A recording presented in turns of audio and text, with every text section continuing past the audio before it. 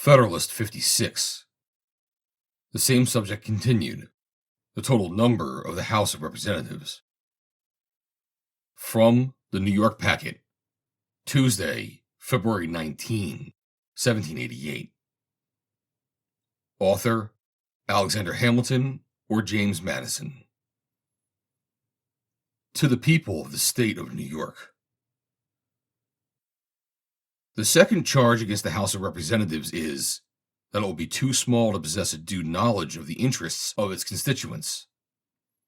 As this objection evidently proceeds from a comparison of the proposed number of representatives with the great extent of the United States, the number of their inhabitants, and the diversity of their interests, without taking into view at the same time the circumstances which will distinguish the Congress from other legislative bodies, the best answer that can be given to it will be a brief explanation of these peculiarities. It is a sound and important principle that the representative ought to be acquainted with the interests and circumstances of his constituents. But this principle can extend no further than to those circumstances and interests to which the authority and care of the representative relate. An ignorance of a variety of minute and particular objects, which do not lie within the compass of legislation, is consistent with every attribute necessary to a due performance of the legislative trust. In determining the extent of information required in the exercise of a particular authority, recourse then must be had to the objects within the purview of that authority. What are to be the objects of federal legislation? Those which are of most importance, and which seem most to require local knowledge, are commerce, taxation, and the militia. A proper regulation of commerce requires much information, as has been elsewhere remarked. But as far as this information relates to the laws and local situations of each individual state, a few representatives will be very sufficient vehicles of it to the federal councils. Taxation will consist, in a great measure, of duties which will be involved in the regulation of commerce. So far, the preceding remark is applicable to this object. As far as it may consist of internal collections, a more diffusive knowledge of the circumstances of the state may be necessary. But will not this also be possessed in sufficient degree by a very few intelligent men, diffusively elected within the state? Divide the largest state into 10 or 12 districts, and it will be found that there will be no peculiar local interests in either, which will not be within the knowledge of the representative of the district. Besides this source of information, the laws of the state, framed by representatives from every part of it, will be almost of themselves a sufficient guide. In every state there have been made, and must continue to be made, regulations on this subject which will, in many cases, leave little more to be done by the federal legislature than to review the different laws and reduce them in one general act.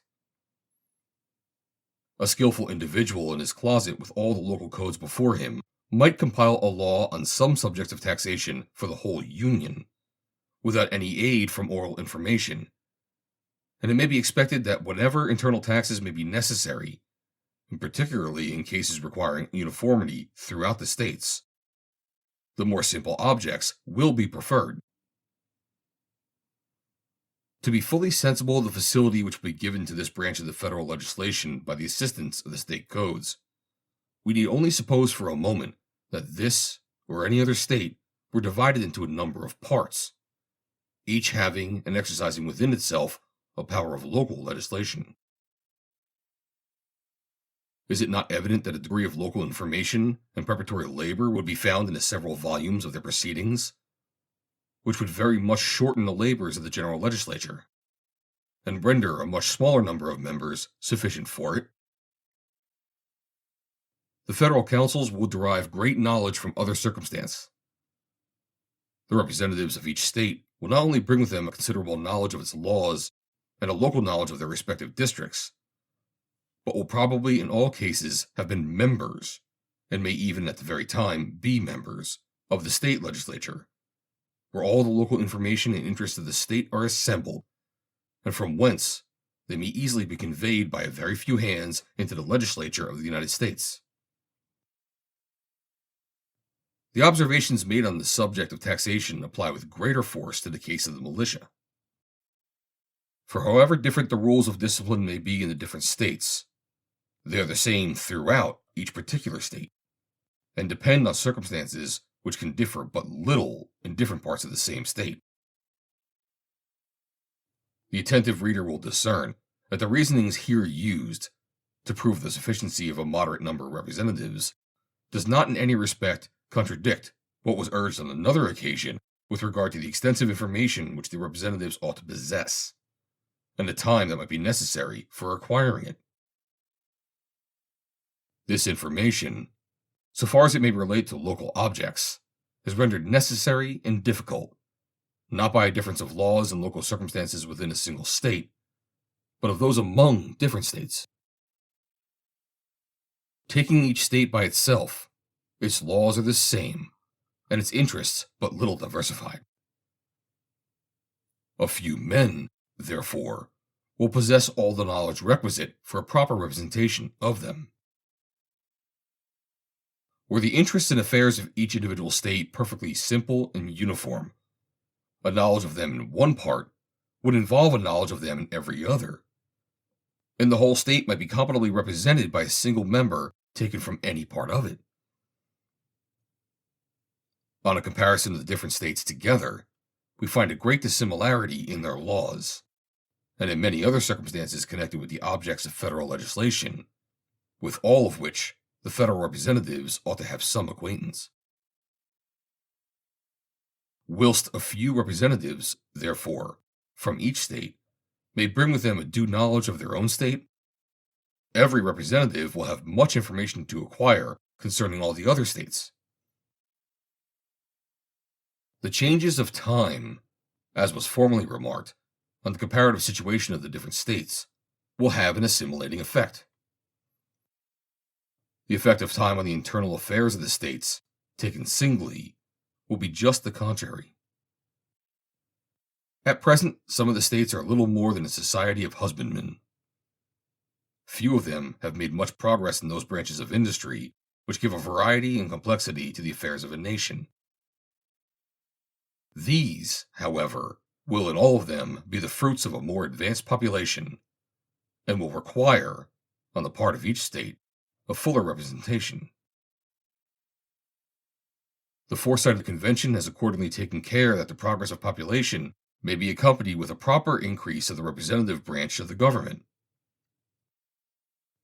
The experience of Great Britain, which presents to mankind so many political lessons, both of the monitory and exemplary kind, and which have been frequently consulted in the course of these inquiries, corroborates the result of the reflections which we have just made. The number of inhabitants in the two kingdoms of England and Scotland cannot be stated at less than 8 millions. The representatives of these 8 millions in the House of Commons amounted to 558. Of this number, 1/9 are elected by 364 persons, and 1/2 by 5,723 persons. It cannot be supposed that the half thus elected, and who do not even reside among the people at large, can add anything either to the security of the people against the government, or to the knowledge of their circumstances and interests in the legislative councils. On the contrary, it is notorious that they are more frequently the representatives and instruments of the executive magistrate than the guardians and advocates of the popular rights. They might, therefore, with great propriety, be considered as something more than a mere deduction from the real representatives of the nation. We will, however, consider them in this light alone, and will not extend the deduction to a considerable number of others, who do not reside among their constituents, are fairly connected with them, and have very little particular knowledge of their affairs. With all these concessions, 279 persons only will be the depository of the safety, interest, and happiness of 8 millions.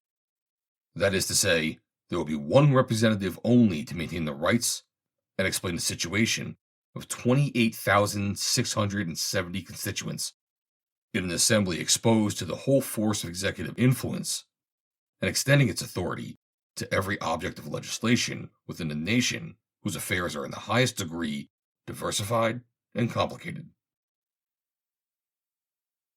Yet it is very certain, not only that a valuable portion of freedom has been preserved under all these circumstances, but that the defects in the British Code are chargeable in a very small proportion on the ignorance of the legislature concerning the circumstances of the people,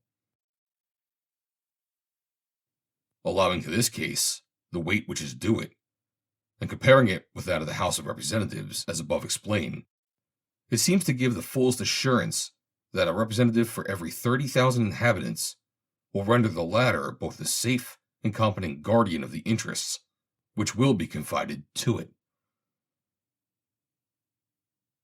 Publius. Read by Joe DeNoia, Chesterfield, New Jersey, November 20th, 2022.